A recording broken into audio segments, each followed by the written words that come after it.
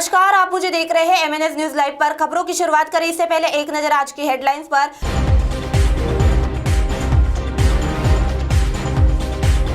बाजारों में उमड़ रही भीड़, कोविड के लिए बने नियमों का हो रहा है उल्लंघन। महाराष्ट्र में दुकानें एक समय सीमा में बंद रखें, फुटपाथ हुआ बदहाल। आइए देखते हैं खबरें अब विस्तार से।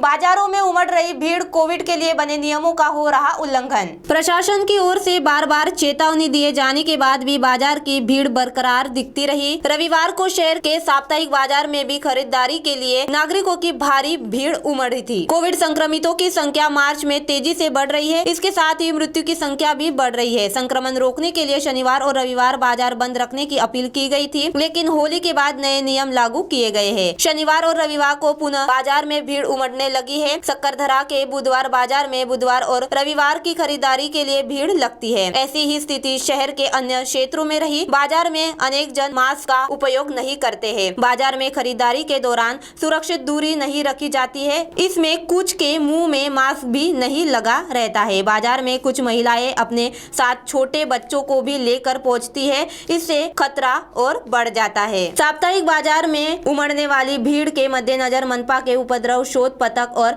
पुलिस की ओर से नियमों का उल्लंघन करने वालों के खिलाफ कार्रवाई की उम्मीद की जाती है, लेकिन बाजार में पथक के जवान अथवा पुलिस कर्मचारी नहीं दिख रहे हैं। इसकी वजह से लोगों में कार्रवाई का भय नहीं रहा है। इसकी तरफ मनपा और पुलिस प्रशासन को ध्यान देने की जरूरत है। तो वही दूसरी ओर महाराष्ट्र में दुकान एक समय सीमा में बंद रखे। महाराष्ट्र सरकार ने कोविड संक्रमण की रफ्तार पर काबू पाने के लिए राज्य में 30 अप्रैल तक लॉकडाउन लगाया है। इस बारे में confederation of all India traders ने आज मुख्यमंत्री उद्धव ठाकरे को पत्र भेजकर यह सुझाव दिया है कि आर्थिक गतिविधियों को पूरी तरह रोकने के बजाय उन पर समय पाबंदी निर्धारित की जानी चाहिए। कैट के राष्ट्रीय अध्यक्ष BC भरतिया ने कहा कि ऐसे लॉकडाउन के आर्थिक प्रभाव की अनदेखी नहीं की जानी चाहिए। उन्होंने सुझाव दिया कि पुनः लॉकडाउन के बजाय दुकान का समय सुबह 11 बजे से शाम 5 बजे तक और व्यापारी संगठनों के सहयोग से कोविड सुरक्षा प्रोटोकॉल को बनाए रखने के लिए अतिरिक्त प्रयास किए जाते हैं। प्रत्येक बाजार के प्रवेश और निकास बिंदु को संबंधित व्यापार संघों द्वारा अतिरिक्त निगरानी और वार्ड स्टाफ की तैनाती के साथ विनियमित किया जा सकता है। उन्होंने व्यापारिक समुदाय से अत्यधिक सहयोग का आश्वासन देते हुए इस मुद्दे पर